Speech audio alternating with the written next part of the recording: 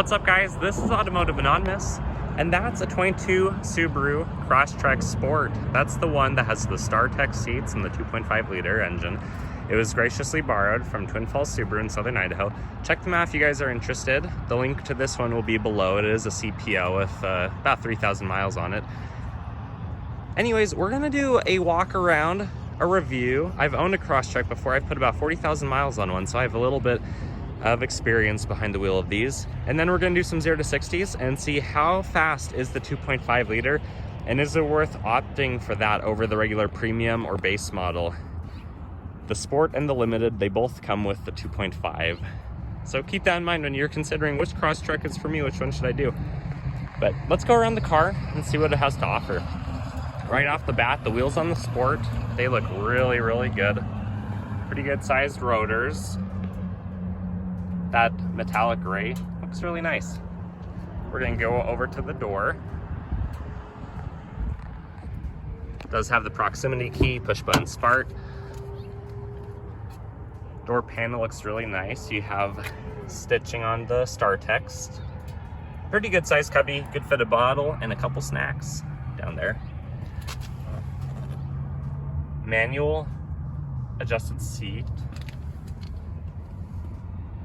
Rubber pedals, Sport floor mats, and then Crosstrek embroidered on the StarTech. Looks really good. Behind the wheel, it looks very Subaru, very much a Subaru steering wheel with leather and stitching. I do have the little screen up here to show you some more details. What I like about the Crosstrek is the current generation, it's kept the manual dials. Very appreciated. You have a little bit of storage down here. You do have some plugins down there.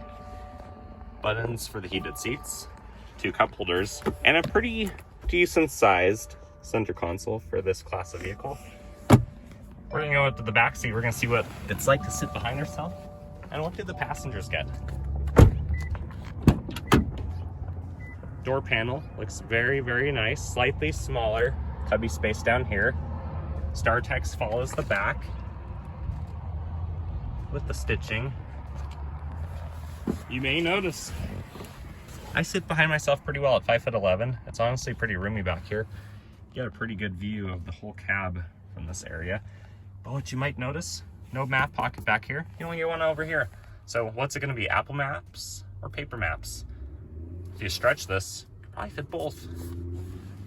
No center armrest. No extra cup holders. Otherwise, it looks really good back here. The StarTech in this Crosstrek is really comfortable.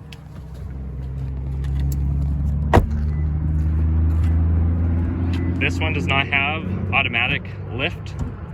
So what we're gonna do is manual lift. These have just under 20 feet of space with the back seats up.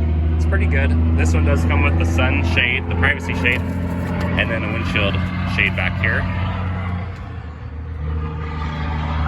A little bit of storage on the side. You can probably fit some like bags, hook them onto there, some tie downs on each end. And then this one does not have a full-size spare, but it does have a donut, a 145 width millimeter donut. It's not too bad. You can fit the sunshade down here, it looks like. And yeah, you got all the tools that you need. LED lighting right there. On and off switch, not too bad. 8.7 inches of ground clearance because this is the global Subaru platform.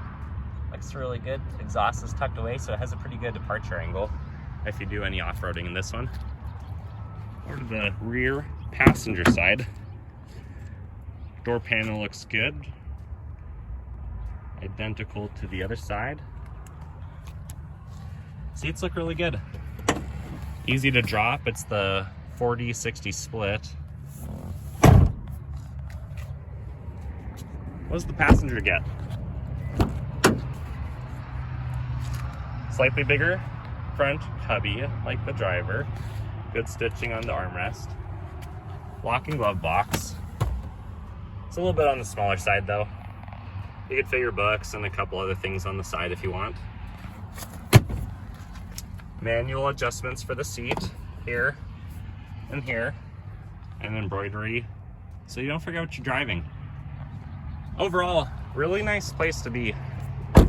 I've always liked the Crosstrek platform, the short, kind of lifted design. But let's look under the hood. Let's see what we got. Very familiar Subaru with the 2.5 boxer engine on the Sport model. Of course, top mount oil filter. Pretty straightforward intake ducting to the upper intake manifolds going to each side of the boxer engine. Alternator hiding right under the belt cover. Serpentine belt right in front, dipstick to the left. A little bit tighter than like the Outback with the same engine, but honestly, if you ever had to work on this, you know, years and thousands of miles down the road, I think it'd be pretty easy. You can see a lot of the components under here. There's not much hidden, not much that's difficult to get to, really. So let's go do some driving impressions so that we can get to the 0 to 60. I want to see what the 2.5 liter boxer engine does.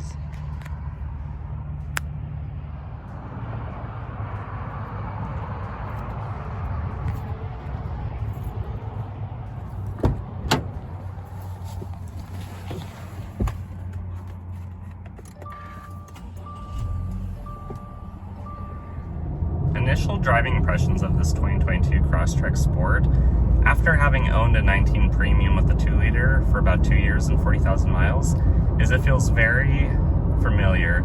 I really like the addition of the 2.5-liter boxer engine in the Sport and limited trim, as well as the StarTech seats are a little bit more comfortable than I remember mine being. I will mention the 2.5 with an extra 30 horse does a really good job. I'll show you the specific 0 to 60 with a revved launch and without in just a moment, and the graphs for that.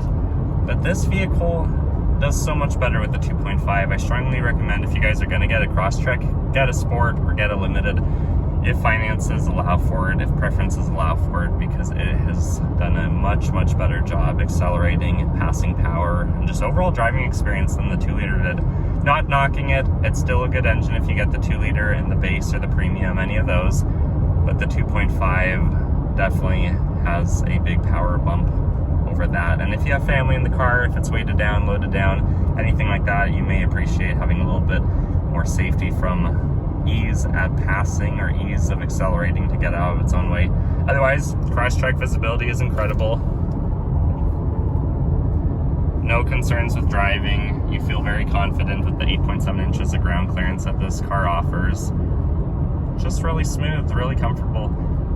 Feels like the smaller version of my Outback, which it basically is just that, about 14 inches shorter. Let's get on to the 0 to 60. We're going to start with the revved launch, and then we'll do a regular off of idle launch. 0 to 60 in the 2022 Crosstrek Sport with traction control off. This is the 2.5 liter boxer engine. We're going to do a little bit of a brake rev.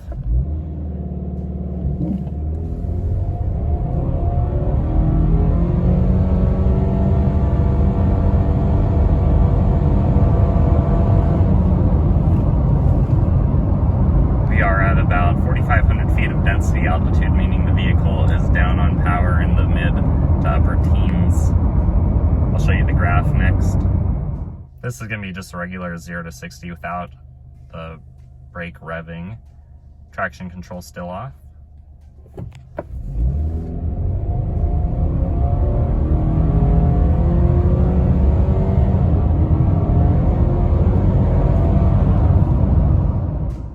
With the rev launch, 0 to 60 came in at a true 8.17. Without the foot of rollout, it would have been rated at 7.9, taking about 411 feet to complete.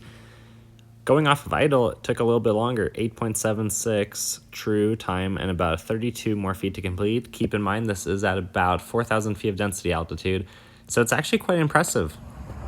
Final thoughts of the 22 Crosstrek Sport is this is a really good vehicle. If you're in the market for an all-wheel drive car like a Subaru, but you don't need the size of an Ascent or an Outback or a Forester, I think you guys should check out the Crosstreks. They're really good, really well balanced vehicles, and then especially check out the 2.5 liter equivalents because they are reasonably quicker than the 2 liter. And if you live up in the mountains, if you drive into the mountains, if you like passing power, If you often have the vehicle loaded down, you may appreciate the power. It's honestly quite substantially improved over the 2-liter in my experience, and as you can see through testing. If you want this one or want to check out the awesome inventory at Twin Falls Subaru in Southern Idaho, I'll leave the link below. Otherwise, thanks for watching. Comment, let me know what you want to see more of, and then please like and subscribe if this benefited you in any way. That's going to help the channel grow because there's going to be some pretty cool things coming. I don't think you guys want to miss it. Anyways, take care, guys.